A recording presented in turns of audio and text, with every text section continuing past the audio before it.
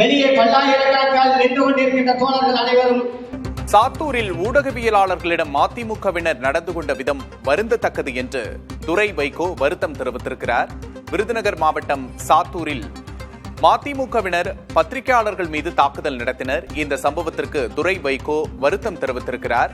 சாத்தூரில் ஊடகவியலாளர்களிடம் மதிமுகவினர் நடந்து கொண்ட விதம் வருந்தத்தக்கது என்றும், விருதுநகர் மாவட்டம் சாத்தூரில் வைகோ பங்கேற்ற மதிமுக கூட்டத்தில் ஊடகவியலாளர்களை மதிமுகவினர் தாக்கினர். மதிமுகவின் 31 ஆண்டுகால வரலாற்றில் செய்தியாளர்களிடம் இவ்வாறு நடந்து கொண்டதில்லை என்று துரை வைகோ தெரிவித்திருக்கிறார். இந்த சம்பவத்திற்காக அவர் வருத்தம் தெரிவித்திருக்கிறார். அண்மை செய்தியை பார்க்கிறோம். சாத்தூரில் வைகோ பேசிக் கொண்டிருந்த போது மதிமுகவினர் வெளியேறி சென்றதை படப்பிடித்த ஊடகவியலாளர்களை மதிமுகவினர் தாக்கினர். இந்த விஷயம் ஒரு பெரிய சர்ச்சையானது. தற்போது மதிமுகவின் 31 ஆண்டுகால வரலாற்றில் செய்தியாளர்களிடம் தொண்டர்கள் இவ்வாறு நடந்து கொண்டதில்லை என்று துரை வைகோ அறிக்கை வெளியிட்டிருக்கிறார். சாத்தூரில் நடந்த சம்பவத்திற்காக மதிமுக சார்பில் ஆழ்ந்த வருத்தத்தை தெரிவித்துக் கொள்கிறேன் என்றும் துரை வைகோ தெரிவித்திருக்கிறார். அண்மை செய்தியாக பார்க்கிறோம். சாத்தூரில் ஊடகவியலாளர்கள் மீது மதிமுகவினர் தாக்குதல் நடத்தினர்.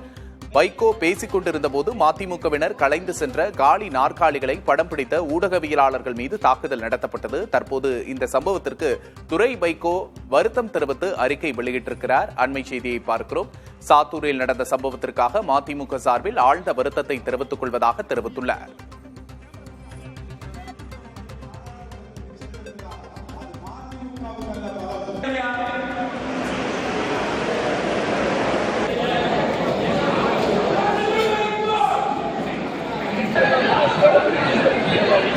ஒன்றிய செயலாளர்கள்